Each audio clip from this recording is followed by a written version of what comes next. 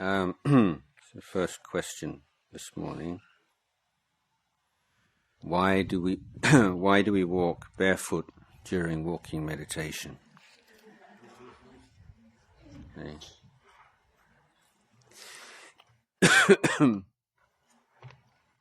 Well, walking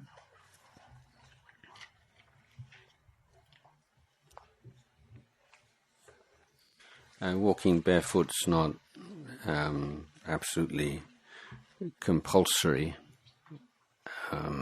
It's not an essential part of the practice of walking meditation, but at the same time, there is a different feeling when your feet are contacting the earth, and that very natural feeling.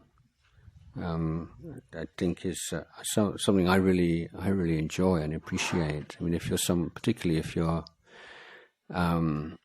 spending your life in the city where most of the time you're wearing shoes, and having that time with just feeling the earth underneath your feet, just connecting with the earth we live on, I think is quite a beautiful experience. So if we're contemplating or using the sensations and the sole of the feet as a meditation object, then there's a lot more data, there's a lot more experience there when you take your shoes off. But if for some reason you have some illness, you have a cut on your foot, or for one reason or another it's not possible to walk bare feet, or you're walking in a city or somewhere where it's not clean, then it's okay to wear shoes also.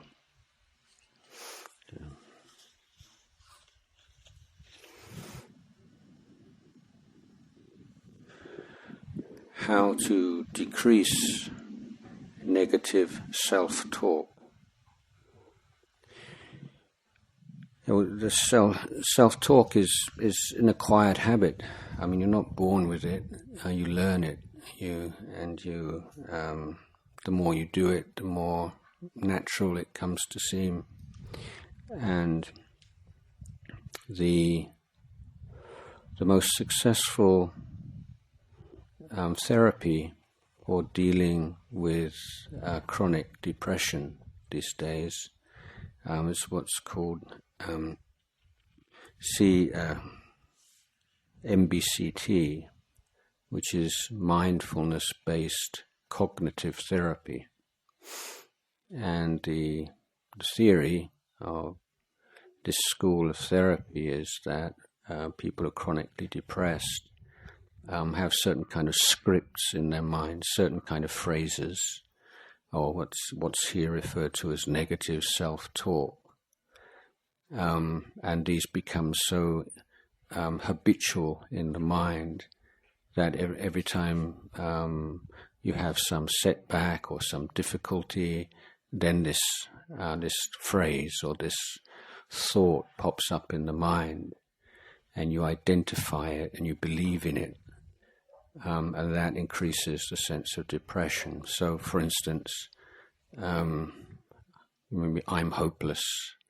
I never achieve anything. Everything always in my life always goes wrong, or something like this. So it's a huge general kind of statement. And so when you're primed by that kind of self-talk, then when you the slightest kind of obstacle you have, difficulty, problem, then here we go again. See, I'm always like this. So the cognitive therapists teach people to try to recognize these negative phrases they have in their mind and to let go of them. But originally they had no kind of method for letting go. And then they were exposed to Buddhist teachings of mindfulness and combined the two. So this is one of the ways in which, like, Buddhist culture, Buddhist approach to enter the mainstream of Western culture these days. It's not like Buddhism necessarily being spread as a religion, but it's Buddhist wisdom which is entering into the culture of the Western world more and more. So with mindfulness, you're learning how to slow down and to be in the present moment and to recognize a thought as a thought.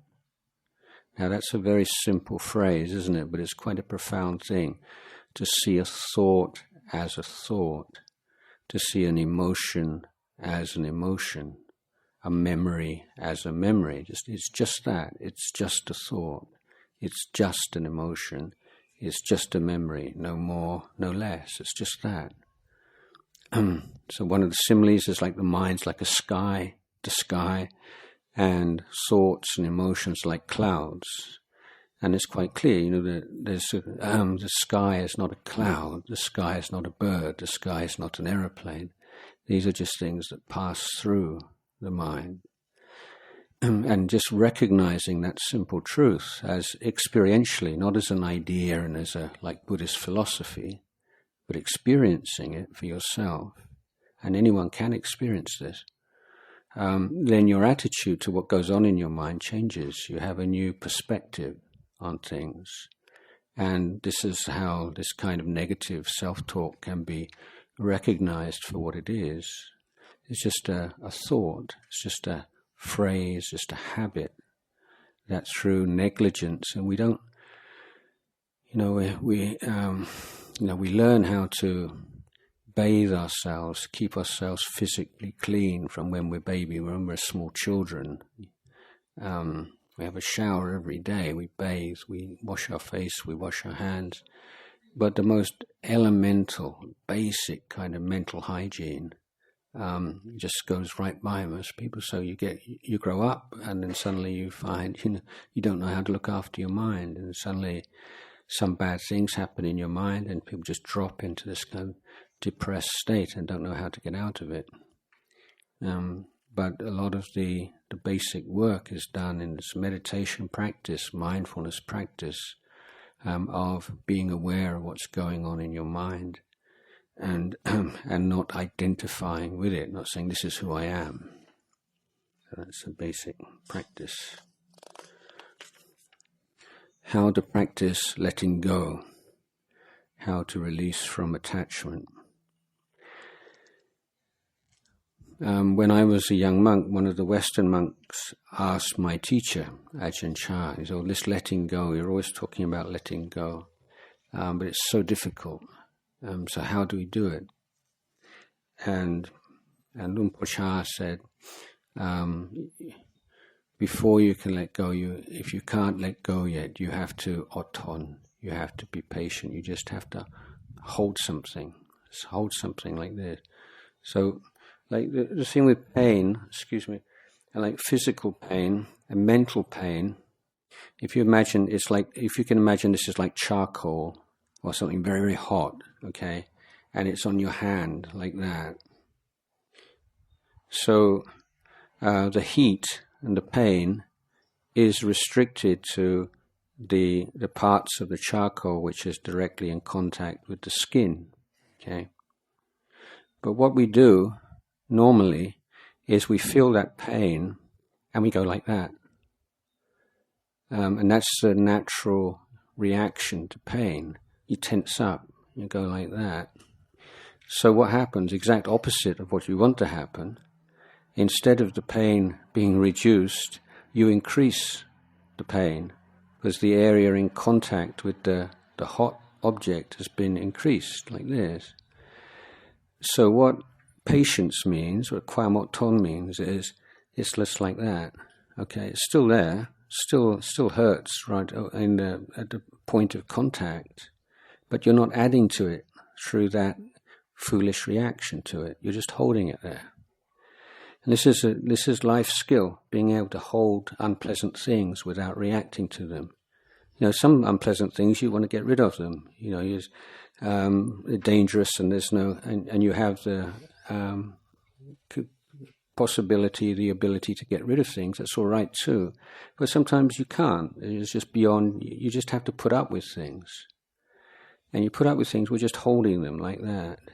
If you're just like this, it's why is it like this? I don't want it to be like this. Why always me? And it's always, and it's not fair. And you know, this is like when you hold on to something. Yeah, but it's like this. This is the way it is right now in my life. It's like this. It's okay. It'll change, but I can live with this. Yeah. So that's patience. So letting go, is supported by patience. But letting go, we refer specifically to this idea of me and mine. Now, this is the root of all our suffering in life.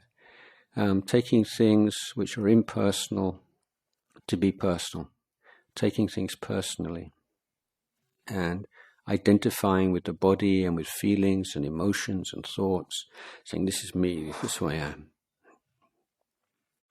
So to be able to deal with that, you have to be able to see very clearly that things are not you, not yours.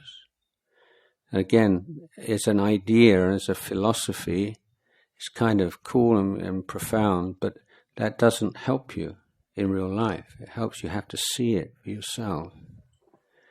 But we can start off by asking ourselves these questions. Say, okay, this body, this is my body, okay? Yes or no? Is it my body? And so we say, what does it mean to say that something belongs to you? Yeah, what are the criteria for ownership? Okay. So if we say this is mine, okay, well, why would I say that? Let's say someone's given it to me, or I bought it, okay, and that means that now I have power over it. So if I want to throw it in the garbage, I can. If I want to put it in my bag, I can. If I want to give it to a friend, I don't want to put it on my head, I can do whatever I want to do it because it's mine.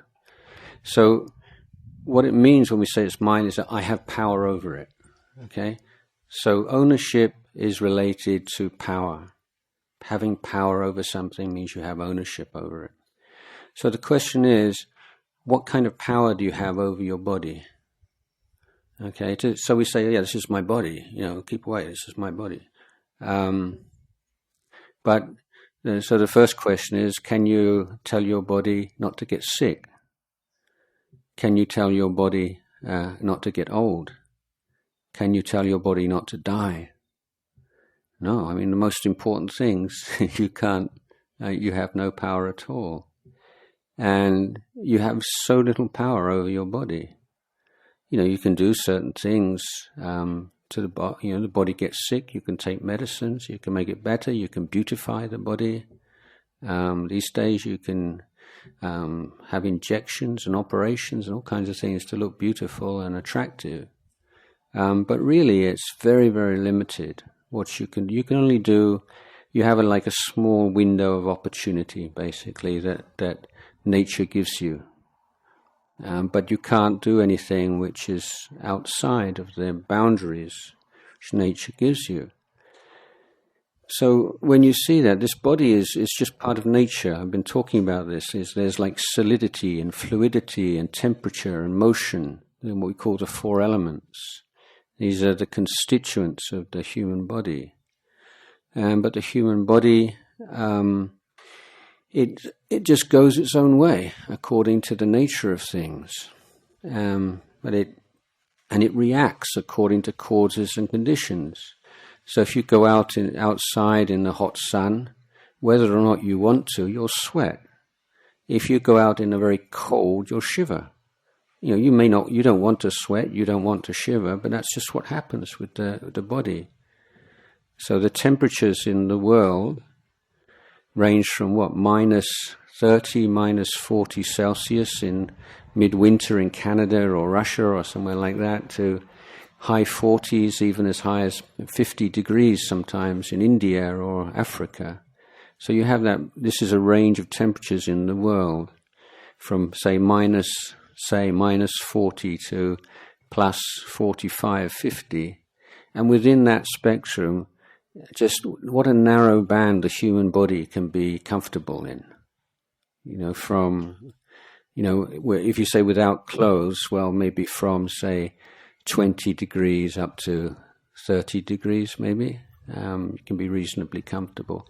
So like just a 10-degree band in that whole range of temperatures. So the body is so sensitive to all kinds of external influences over which we supposedly, the owner of the body, have no say at all.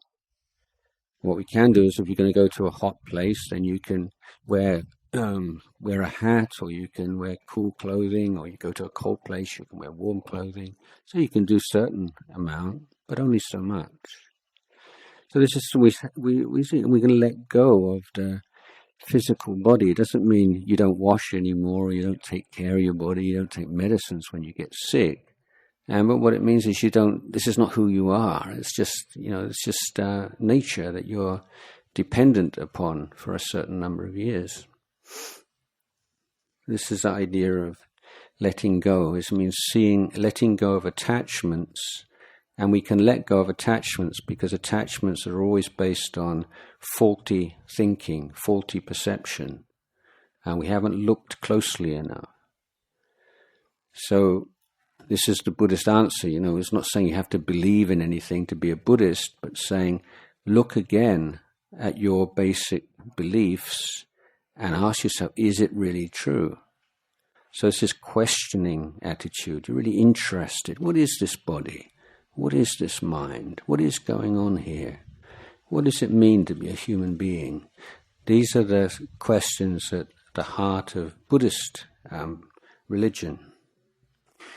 There is one other associated meaning of letting go, and the simile, famous simile given by my teacher also, is of planting a tree. So when you plant a tree, you choose a place where you think the tree is suited. You dig a hole, you plant the tree, and then afterwards you put some fertilizer on the tree, maybe you water it, you protect it from bugs and so on. So you do all those things, that's your responsibility, let's say. But as regards the tree itself, whether it grows fast or grows slowly, whether the fruit of the tree is sweet or it's bitter, those things are outside your control. Those are natural phenomena. And so the wise person takes responsibility for those things which he can or she can be responsible for, and lets go of everything else. Or to put it another way, your effort is on creating the causes for success in whatever endeavor you're involved in. But you let go of expectation of results. And why do you do that? Because you have no control, no ultimate control over the results of your efforts. So let's say you work very hard. You put a lot of effort, and you're proud of the effort you put in. You're satisfied.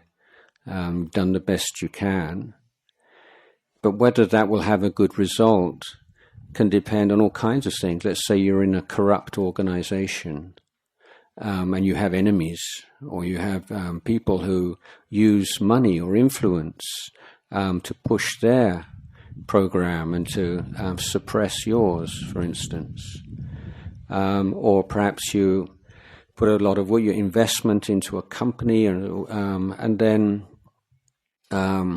maybe you're sourcing raw materials from abroad, and then suddenly there's a earthquake in the country that's where you get your raw materials for, or a civil war, or some kind of disruption, or there's some other kind of economic problem in another country, but it spreads. And so you may have done wonderful work, really good work, but because of economic macro conditions in the world at large, or perhaps conditions around you in your society or in your company, all kinds of things can occur which you cannot prevent. So you can't say, because I did this and it's so good and it's so, therefore it should have a good result. Because there are so many causes and conditions that can come into play over which we cannot predict and in which we have no control. So we can say, well, all things being well, as long as there are no adverse conditions arising in the meantime, I'd be confident that this will work out well. But you always have to take into account all the things that you cannot control that could or might happen.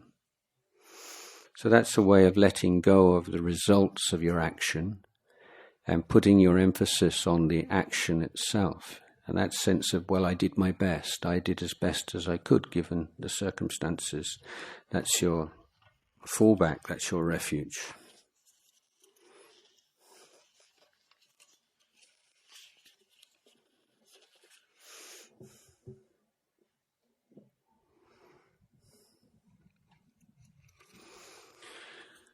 If I cannot sit without moving for all 30 minutes of meditation, is that a problem?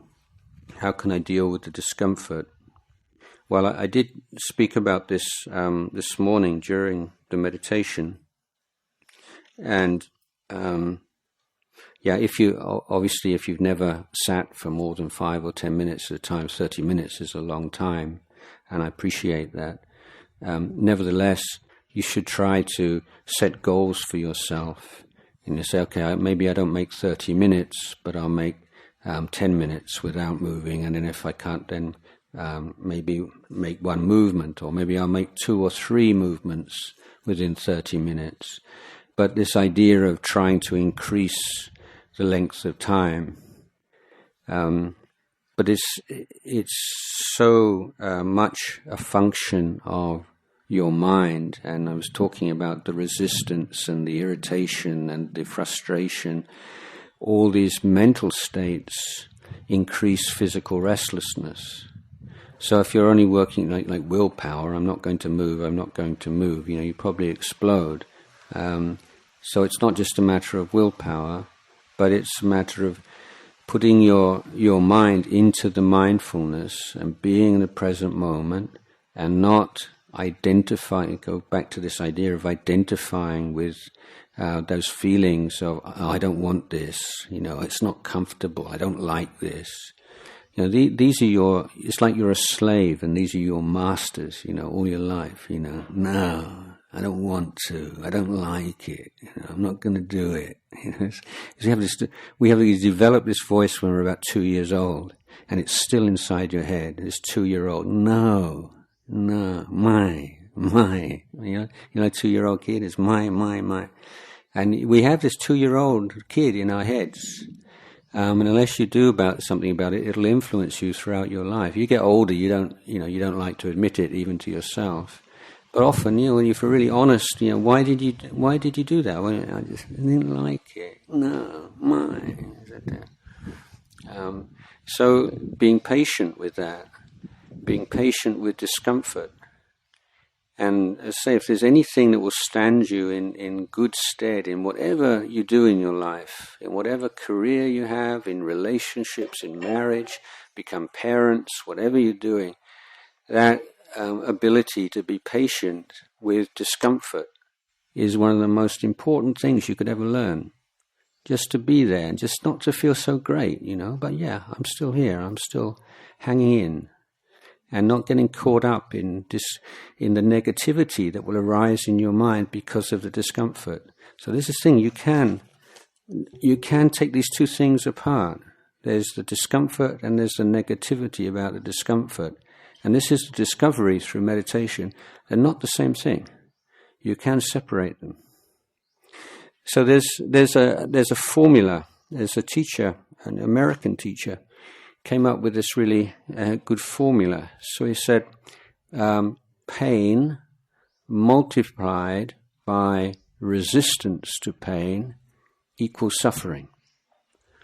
And it's a really useful thing to remember. So if you have, let's say you have really a lot of pain and a lot of resistance to the pain, then it's like you're in hell realm. That's absolutely awful. But if you have a big pain, but you have a small resistance to the pain, or you're able to be at peace with the pain, so you have, when you multiply that big pain by the small resistance, it's not so much suffering. But if you have a small pain, but you have a big resistance, when they're multiplied together, you have big suffering. You have small pain, no resistance, very little suffering. But then if you have no resistance at all, it's like a zero. And whatever you multiply by zero is zero. So no matter how much pain you have, if it's multiplied by zero, there's no resistance, there's no suffering. There's pain but no suffering. And this is why we can see this in our great teachers like Ajahn and such great monks who, in their lives, sometimes they're great physical pain, but they had no suffering. And Buddha himself is an example. So this is what we're trying to develop. So as with any kind of exercise, you're doing sport or yoga or whatever, you don't just go for it straight away. You just gradually increase, incrementally,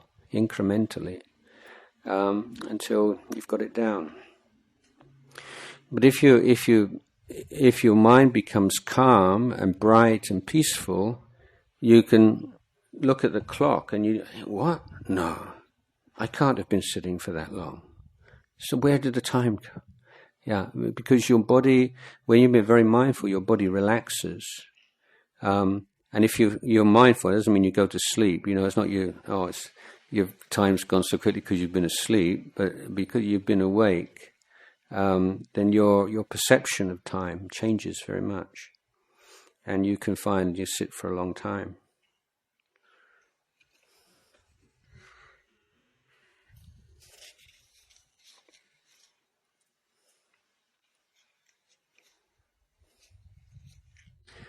My mother,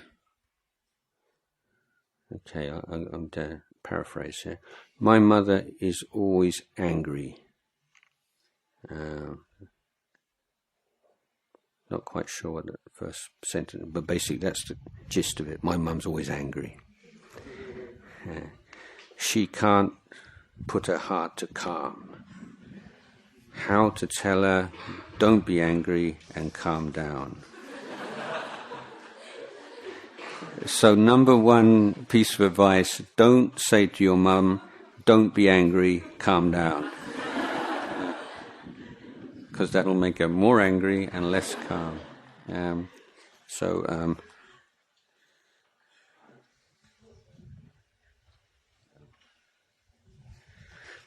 I worry about her future, at the end of her life. I want to help her. Yeah. Well, sometimes usually people who are angry a lot are unhappy.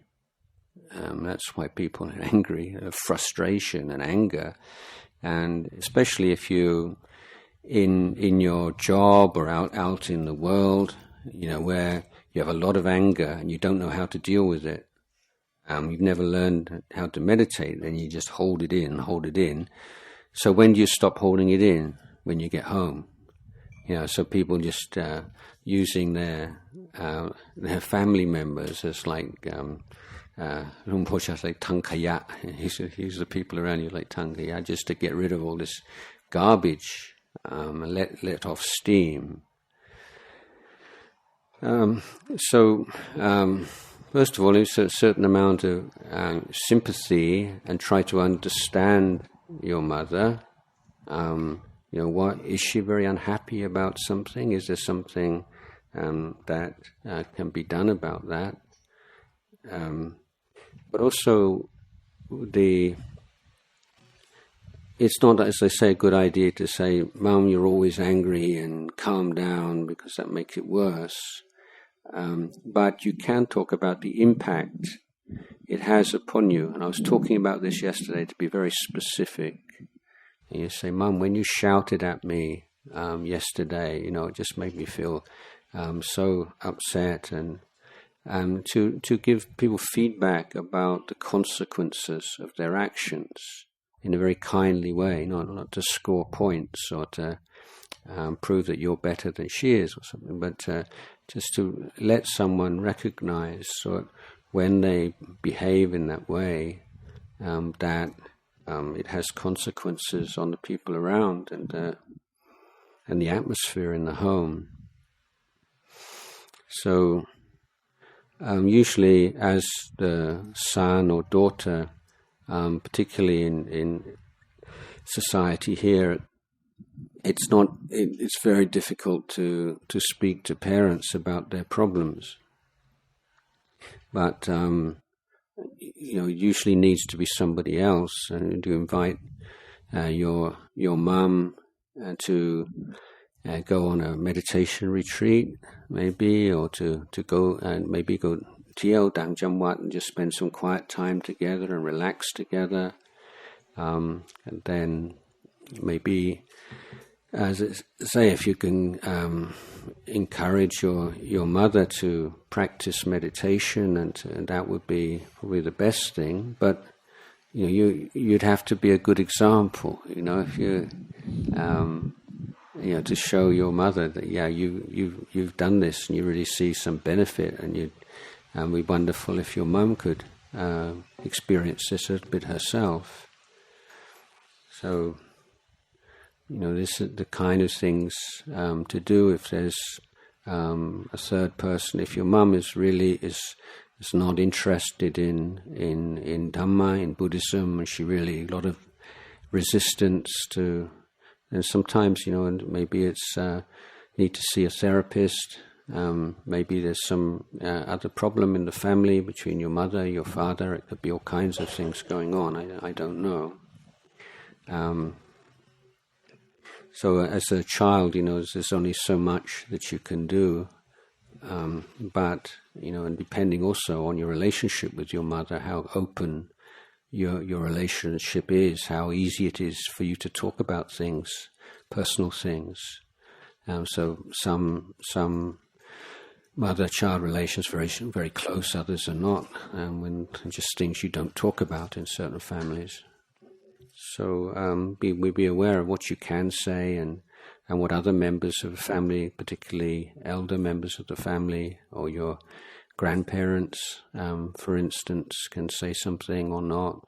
Or if your mother has faith in a particular monastery or monk or someone who can give some advice. So these are just a few of the options.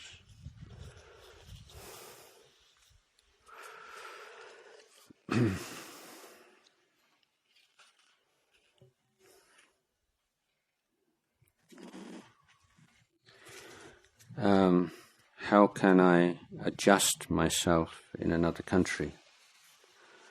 So I think adapt is probably a better word there, but adapt. It's really important that you have some just really thinking through your values and your life goals before you go into another country.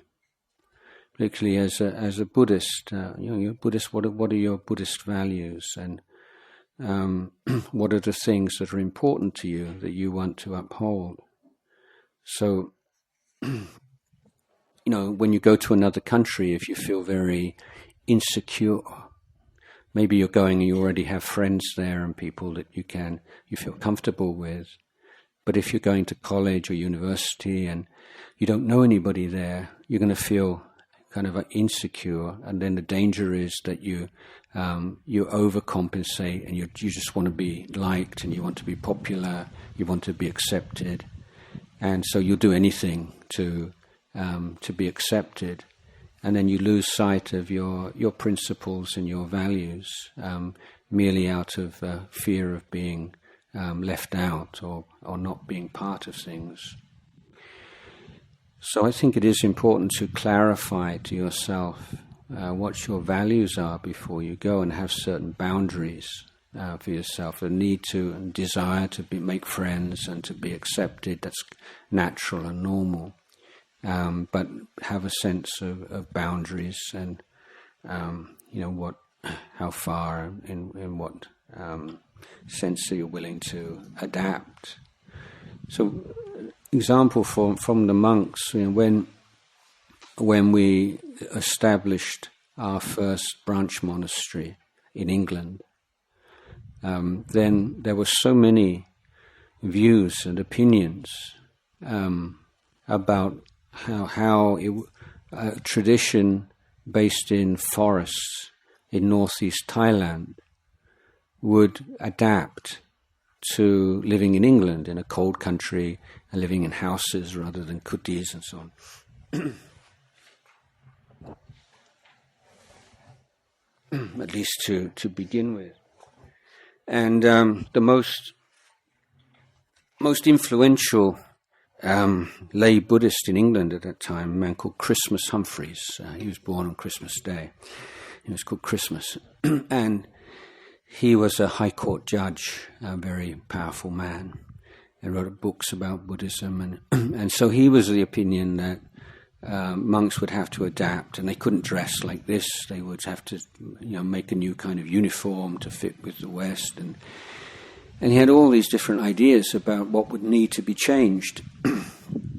So Ajahn Sumedho, who was the abbot, he conferred with Luang Por Chah.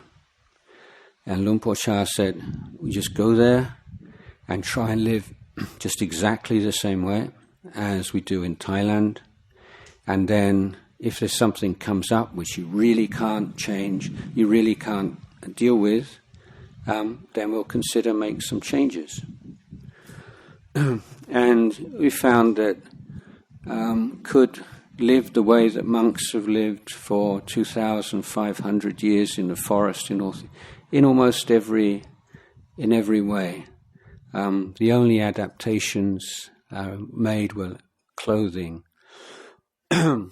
So they adapted a long sleeve angsa to cover the arms to keep you warm in the cold, but also you can wear sweater underneath and it doesn't look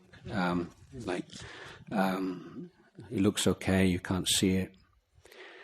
But because before that, the Thai monks who were going to England, they keep this very strict. They don't cover their shoulder, and then the heating costs in their monasteries, like thousands and thousands of dollars a year, a huge amount of money being spent just so that monks in the house can be in a very warm temperature and expose their arms. And also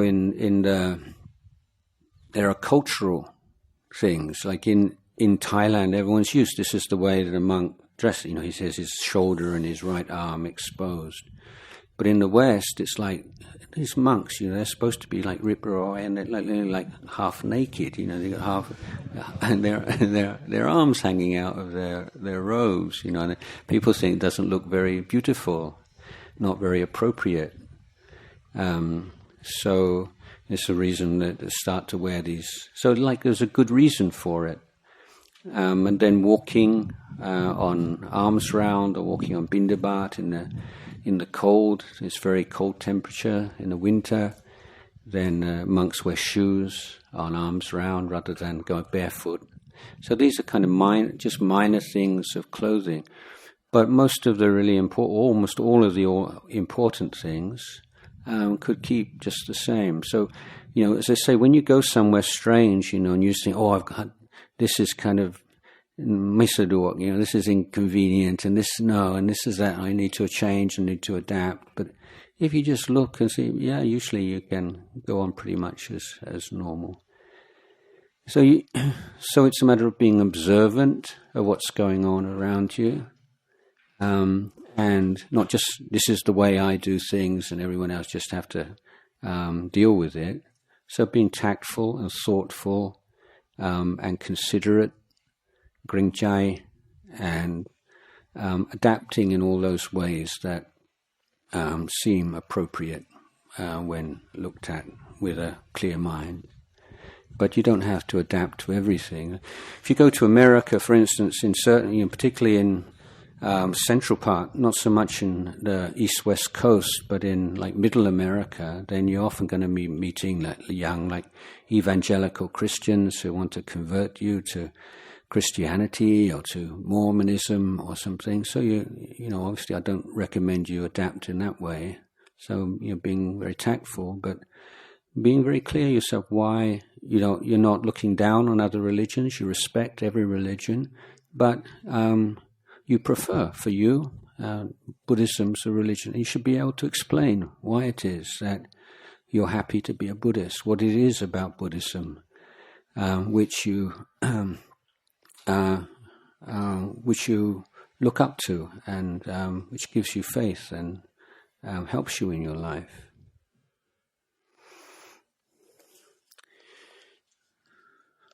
So,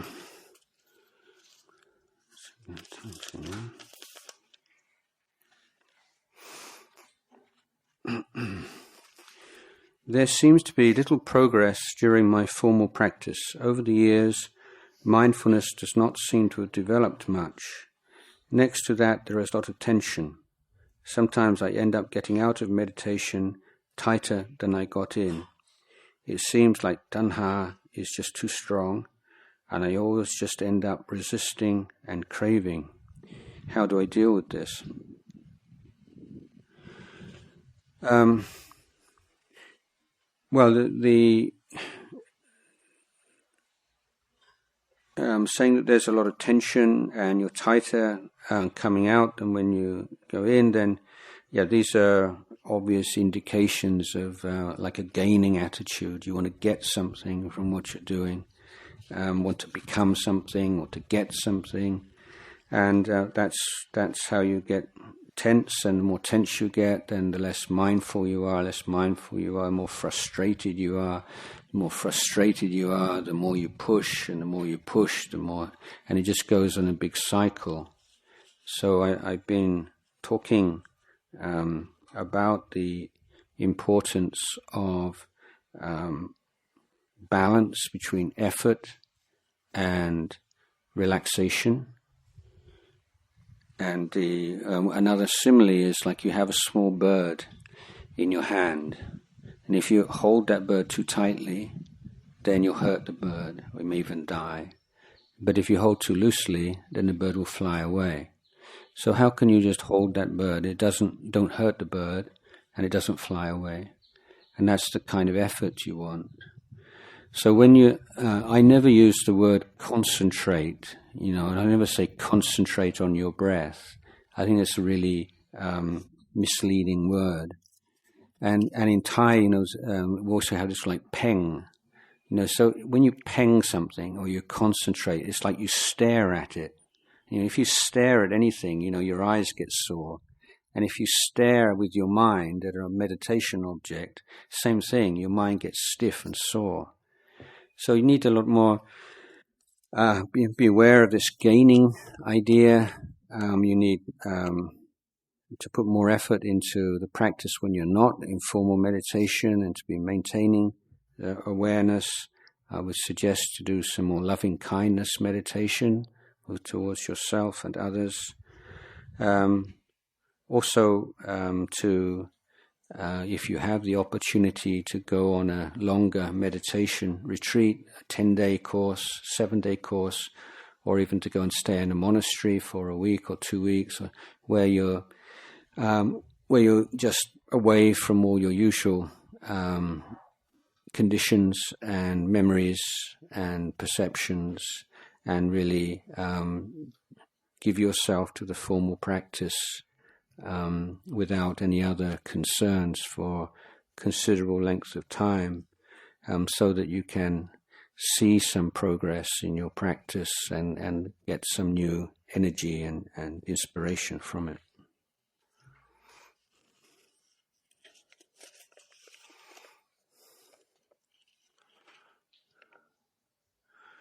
Why do you want to be a monk? Maybe it should be, why did you want to? I am a monk. As I don't have to want to be a monk because I'm one already. Well, I mentioned before, like I grew up. As a child, I had asthma, so I missed school a lot, and that was a really good thing for me. Because like young boys in English schools don't do much study, just sort of play around and be naughty most of the time.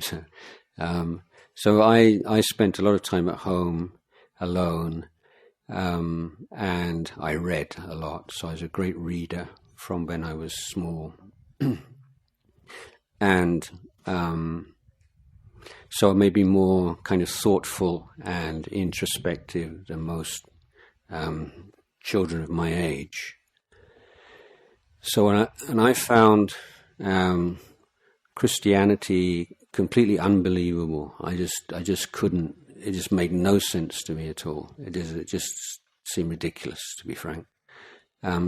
So I rejected Christianity, and I followed other paths of study and interest. But the question that really crystallized in my mind in my teens, from the age of about 14 or so, is what's the best way to live your life as a human being? What's a good life, or what's the best life? And I realized that that's quite that question leads to other questions. It's like, is that even a good question? It doesn't mean just because you can make a question it's worth answering, or it has an answer.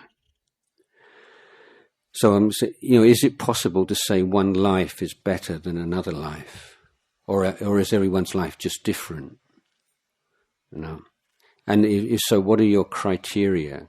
Say you're comparing cars. Oh, you have certain points of comparison. How fast does it go? How comfortable is it? How safe is it? What's the mileage? All these different things that we use as criteria to decide, whether one vehicle is better than another. So, well, can you do that with a life? Can you say this is a better life than that one? This person's led a good life, and this person's led not such a good life. How do you make that choice, that decision? So this is what led me into study of philosophy and psychology and all these other paths, until eventually I came across the teachings of the Buddha, and it just made immediate sense to me. There's nothing I could criticize. There's nothing that I could say, well, no, it just seems so obviously true. But to summarize the answers I came to was that the best life is one in the search for wisdom and development of wisdom and compassion and freedom from suffering and defilement, and sharing that knowledge and understanding of how to free oneself of suffering and defilement and develop wisdom and compassion with other people. So that was my conclusion, but I didn't quite know how in practical detail to live that kind of life. So I left England and I went to India and traveled around in Asia for 2 years almost before I got back to England. And by then I was clear I'm not going to go to university. I can't live in a normal kind of life. And I enrolled in a meditation retreat, and the teacher was an English Vipassana teacher, and he had been a monk in Thailand for a number of years before disrobing and establishing this meditation center in England. And so when he gave his talks in the evening, he would often talk about his life as a monk in Thailand. And when I heard him talk, I thought, wow, that life of a monk, that's exactly what I've been looking for the past 2 or 3 years. I never realized.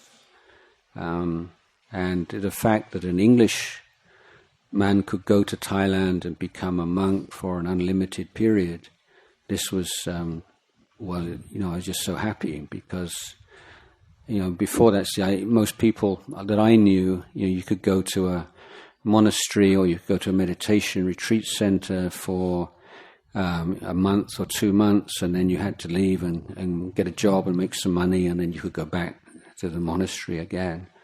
But I wanted something that was sustainable, like a whole life, rather than just something you can do whenever I have enough money to take a break. And so that was my initial inspiration, that this was the life of a monk, is the life which is designed in such a way as to be the optimum conditions for abandoning suffering and freeing oneself from suffering and abandoning its cause, developing wisdom and compassion, and sharing the knowledge that one gains in that with other people. So this is exactly, it's for people like me, I thought, that the Buddha set up this institution. So it's a perfect fit for me. So that was my intention. And I said, I came to Thailand, I didn't know anybody, and I didn't want to have any kind of way of getting home again, as if it was too tough. So I, made this vow to stay 5 years. But the moment I arrived in the monastery, the first day, I knew there's no way I was going to leave. This is exactly what I was looking for. And I never changed my mind ever since. So I'm very happy I made that choice.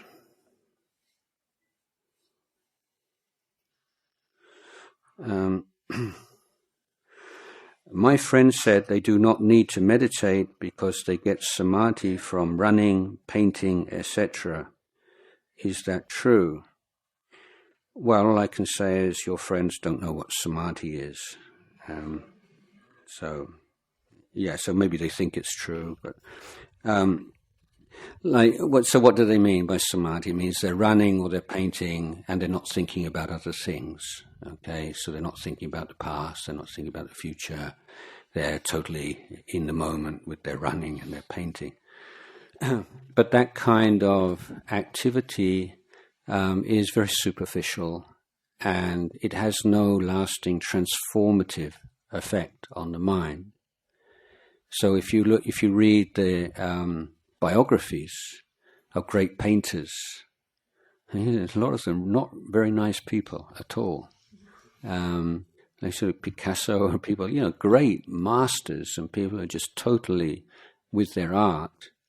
But they come out of that session and then they're back to their normal self. They can be cruel and nasty and unkind and abusive, and come out and again get drunk and behave in the most incredible. There's no knock-on effect. It doesn't affect the rest of their life. It's just this gift they have for just kind of entering the zone in one particular area of their life. But samadhi always has a moral and an ethical component, and it is something which affects every area of our life. Our values change, our attitudes change, our conduct changes. Everything comes onto a higher level. It's an evolution as a human being with this practice, not just of samadhi, but of sila, samadhi, panya, as the engine that drives that transformation. But this ability to just to be present to something, it's very uplifting, it's exhilarating, it's a wonderful thing to feel, no question about that. But it's not a spiritual state in the sense of something that's leading to a uplifting or awakening or an evolution of the human being.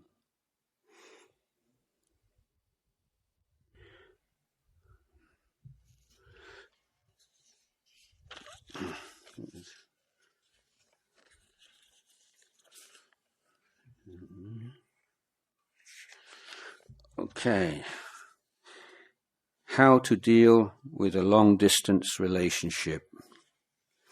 FaceTime.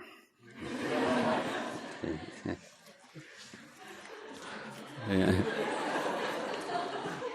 Well, yeah, it's difficult, isn't it? I mean, I don't know what the statistics are, but yeah, unless you have like a set, it's for a certain period of time. Like you're a couple, and then one of you's got to go off to abroad for a year or two. It's very clear after that year or two you come back. So it's a certain set period of time, and then you make sure that you're in constant contact, and then maybe you're visiting each other, and you have to put a lot of effort into it for sure. But if it's kind of open-ended, one of you lives in Bangkok and the other one lives in Boston or something like that, then and there's no kind of time limit on it, and there's no, then I think it's very, very difficult. In the end, I guess the thing is, it's just how important the relationship is to you, and to what extent you want to prioritize that and to make sacrifices in other areas of your life for that. It's effort. So you need to put a lot of effort into it, and just make it as good as you can make it. But to be frank, I think the open-ended long-distance relationships rarely work out that well. But it's not to say it never works out well, but it's tough.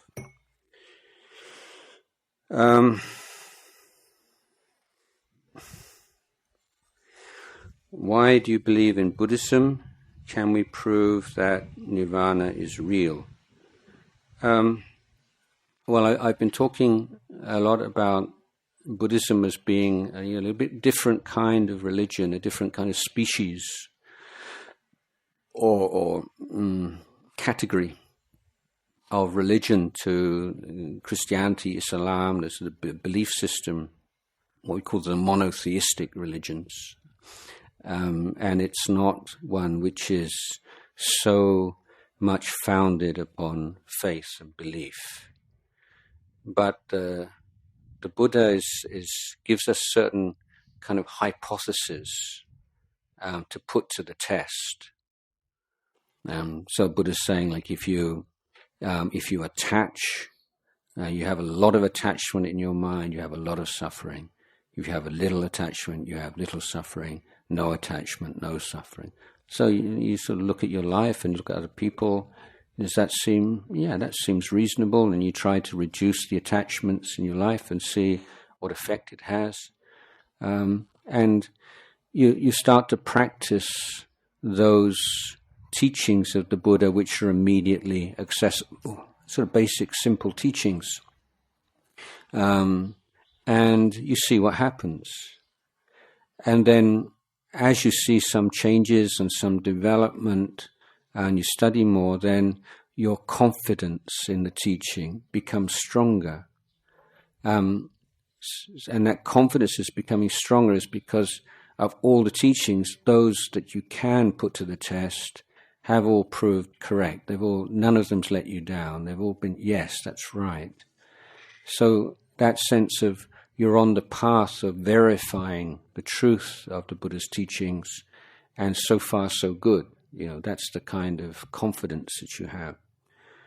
So I've been practicing for Buddhism for over 40 years, and as a monk, it's from first thing in the morning to last thing at night, and I have quite a developed critical faculty. And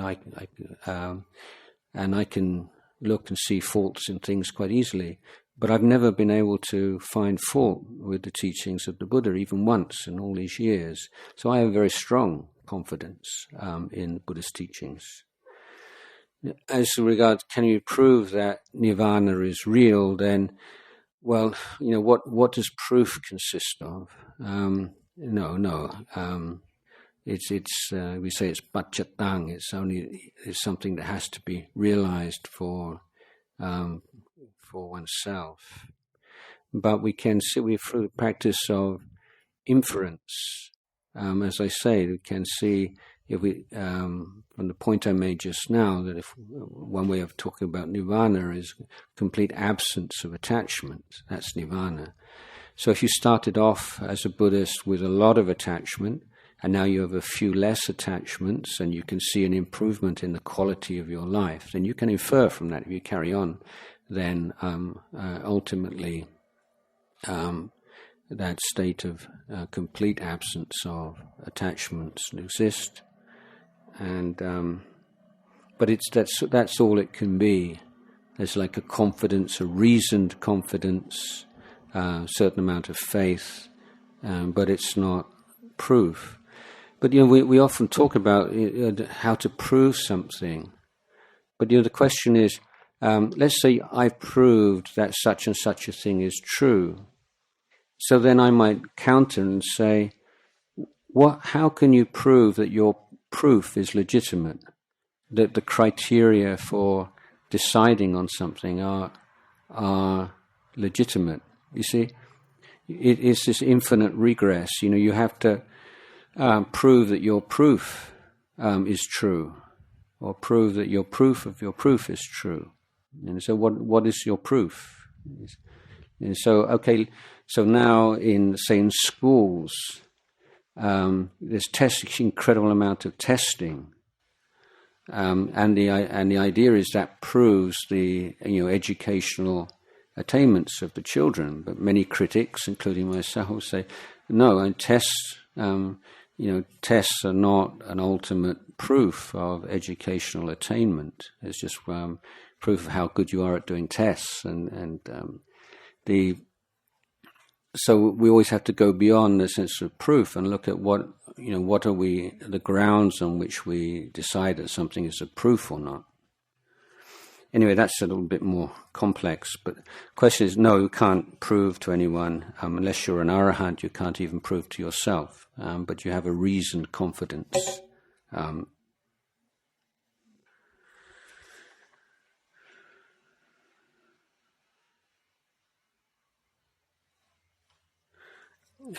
Previously, you mentioned that we put up with pain, uncomfortable feelings while sitting and meditating, because in real life, when we're faced with illness, then we'll be able to cope.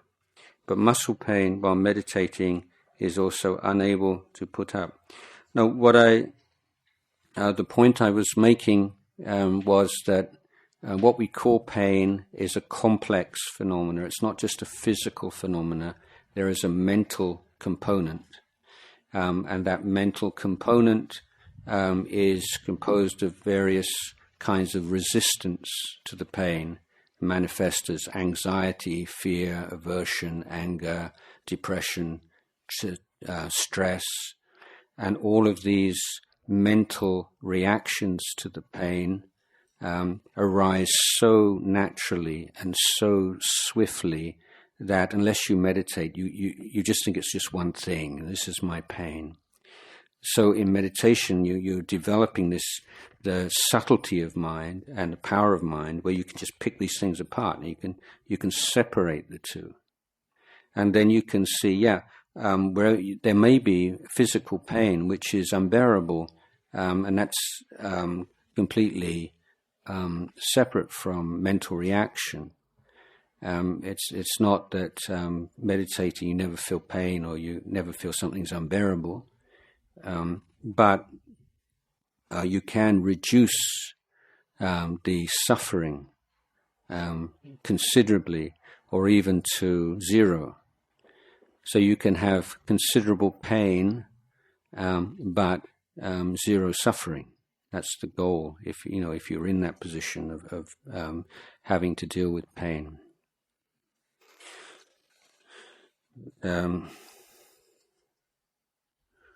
So, often, when you have pain, the thing is this panic.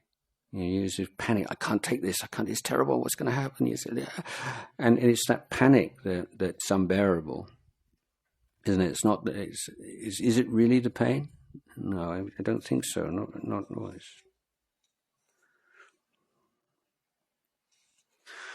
Why we must to sit for eat or drink? If we don't do it, how to tell others. This is like a convention. We have various conventions about how we live together, rules that we agree upon, and this is one of the features. Thai culture and Thai manners has always been that it's adapted from the rules of the monk, the rules of conduct for monks. So many things that I say in Thailand, we say, well, it's polite, that's impolite. Where does that come from? It's not like a law of nature that something's polite and something's not polite. But it's an agreement in a community or in a culture or in a society. And in Thailand, these agreements have been derived mostly from the Vinaya, the monks' Vinaya. So this is one of the rules for monks, that you must always sit to eat or drink, and then when practice with monks or in this kind of more formal atmosphere, then we follow that. But it's not, it's not bap or something really awful if you stand and eat something. For me, because I've been brought up with this since I was, a young man at 20 now, I see people walking and eating. It's like really gross, That's my perception, I just see someone walking along the road going like this, I still remember I was in New Zealand and I was sitting in a car with a senior monk, and this guy came along the road and he had 2 ice creams and he's going walking along the road. I thought, it's the grossest thing I ever seen in public, So this is how perceptions come from, practicing according to conventions. And so, how can I? Oh, it's 12 o'clock. How can I avoid my bad friend wants to make me do the wrong things? Say, no, I won't do those wrong things. Let's say, just don't do them. Nobody can make you do things. They can try and make you feel guilty, or say, you say you love me, and if you really love me, you do this. If you don't do it, it means you don't really love me. So, this kind of like blackmail that people use. So if somebody talks to you like that, they're not a very good friend. You want to keep away from people like that. It's to try to use your emotions to blackmail you, or your sense of responsibility, or your fears of being abandoned. And with things like alcohol, for instance, I know so many people have, or almost everybody struggles with this, but if you say that you don't drink, but you don't sort of say like you're better than they are because they drink, and you're still friends, and maybe you can even go along and drink a non-alcoholic drink or something, you get teased, and people put a bit of pressure on you, make fun of you for a while, and then they just give up, and then that's just who you are. You don't drink. It's as easy as that. If you're just willing to be very tactful and polite, keep your sense of humor, don't get offended when people say things, don't be so easily pressured or manipulated. That's how that's how you maintain your principles. You have to have your sense of what's right and what's wrong. And with the 5 precepts, that's a kind of cast iron standard for you. You can be sure if anything requires breaking the precepts, you're on dangerous ground. And if you can keep within the 5 precepts, even if you do stupid things every now and again, you'll be okay. Those are the kind of the bottom lines, the 5 precepts. And in employer's side, to set the rule and regulations, for example, no mobile phone during workday unless lunch break is allowed. But one of employees said it's unfair for them. as an employer's side, can you please suggest, should rules still be the same in order to control organization, or should the rule be changed or cancelled? Well, talking about sila and regulations and so on, when speaking with school children, I often say, look, this is not like the school's regulations, and you're being forced to follow the school's regulations. These are your regulations. These are agreements to create the best possible atmosphere in conditions in the school, and it's not something that's being forced upon you, but it's part of. It should be your commitment to these. So you have to, I think, give people the sense of participation and give them the sense that their voice is heard. This is the worst thing. If you're a junior person and you think nobody up top, they're not interested, and why have they just do whatever they want to do? But if you create a forum in which you open it up, well, what do people think about this? You say, this is why in the company, this is our logic, this is our thinking. Telephones, mobile phones are incredibly addictive for everyone. We feel the same way, and they can just put your telephone on just for a moment, and you're just going to quickly send, and then someone sends you something, and then 10 minutes, 15 minutes have gone by. And it's so easy, not that you intend to do it, but these things are so addictive. So in the work period of from the time you come to work to a lunch hour, which is the time which you're being paid to work, then the company feels that then there should be no mobile phone usage, because this is the time devoted to work, unless you have some specific need for it. Now, does anybody have any? If somebody says, well, what about if there's an emergency at home? My father's very ill, and if something happened, I would want to know. So, well, then it's like we do on a retreat. Can there be an emergency number that everybody can give to their family, so that if there's something important comes up, they can be they can feel that they'll be notified in a very short time.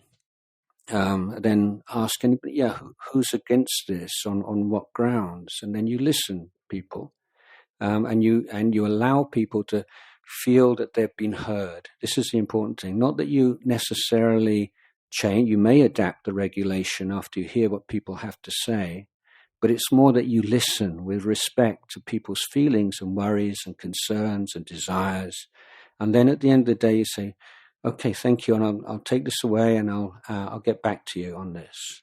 And then you may say, well, I've been through this at some length, and I feel that I still want to maintain this standard. These are my reasons. So that's up to you as an employer. You do have certain rights as an employer, as someone who is paying their wages. But in order to maintain morale and a good feeling in the company, and morale and gamlang jai, is not so easily measurable, but in terms of output and productivity in a company, it's one of the major factors. So having everyone on board and not just feeling that they're being pressured and forced to do things which are not fair or not right, and sometimes these objections are irrational, but you listen and just calmly explain your position. Okay, that's English session.